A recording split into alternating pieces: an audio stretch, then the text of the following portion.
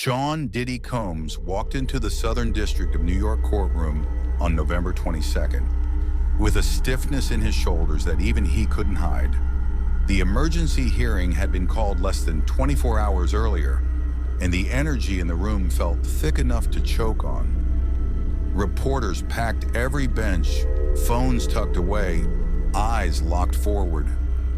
Everyone knew something explosive was coming, but nobody expected how far it would go.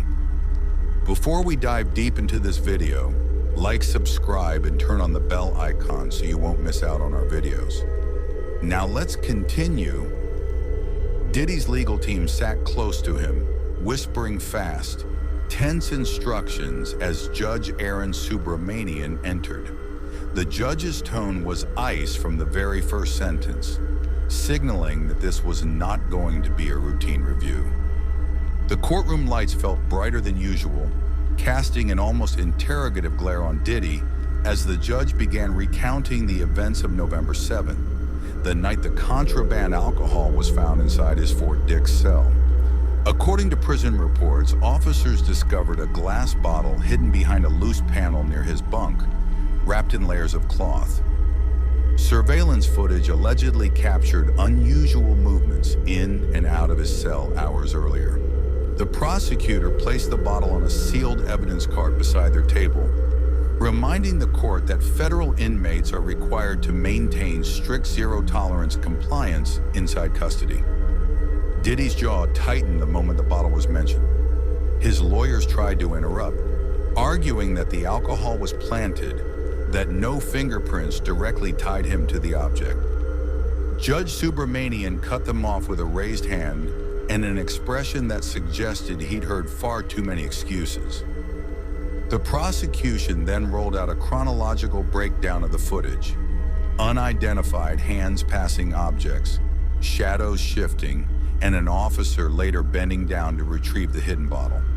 Though blurry, the time-stamped clips created a timeline strong enough to raise suspicion. The judge studied each frame with a level of scrutiny that made the room fall silent. Diddy leaned forward, elbows on the table, his breathing growing visibly heavier as the footage played across the courtroom monitors. One reporter later described the moment as eerily quiet, like we were all watching someone's life collapse in real time. When the footage ended, the prosecution emphasized how serious contraband possession is for a federal inmate, especially one already serving a major sentence. They argued that this violation demonstrated a pattern of disregard for rules, safety, and federal oversight. To them, it wasn't just a bottle, it was a message.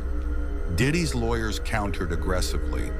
They claimed the bottle wasn't his, that officers had mishandled the search, and that certain reports had been exaggerated to paint him as uncooperative. But the tension in the judge's face never softened. If anything, he seemed more resolute with each passing minute. When Judge Subramanian began speaking again, Diddy's expression shifted from contained frustration to visible worry. He listened as the judge described this violation as deeply troubling. The judge referenced the October 3rd sentencing, the warnings delivered that day, and the acknowledgement Diddy had signed confirming he understood all confinement rules. He reminded the courtroom that high-profile inmates are not exempt from consequences simply because of fame or influence. Diddy looked down at his hands, clasping them together tightly as the judge continued. The judge then detailed how the prison officers had filed reports describing Diddy as agitated and uncooperative on the night of the search, descriptions the defense disputed. Still, the judge took the written record seriously. Federal custody operates on strict documentation, and every detail matters. The prosecution pushed further, highlighting that even minor contraband incidents can expand sentences dramatically, depending on risk and intent. They argued that alcohol inside a federal facility poses multiple safety hazards, including manipulation, bribery, or dependency concerns. Diddy's shoulders slumped slightly. For the first time that day, he appeared defeated. His lead attorney rose again, insisting that Diddy had been targeted because of his celebrity status, that officers wanted a headline. But the judge made it clear, this hearing wasn't about public image.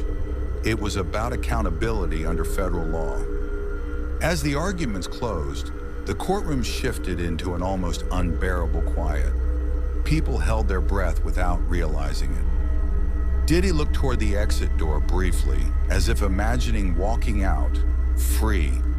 But that hope vanished when the judge picked up the sentencing folder. Judge Subramanian announced that based on the evidence and the seriousness of the violation, he was extending Diddy's sentence. The moment the judge said 30 years, a gasp rippled through the room. Even the court clerks froze. Then came the part nobody expected. With no appeal permitted, Diddy's head dropped instantly.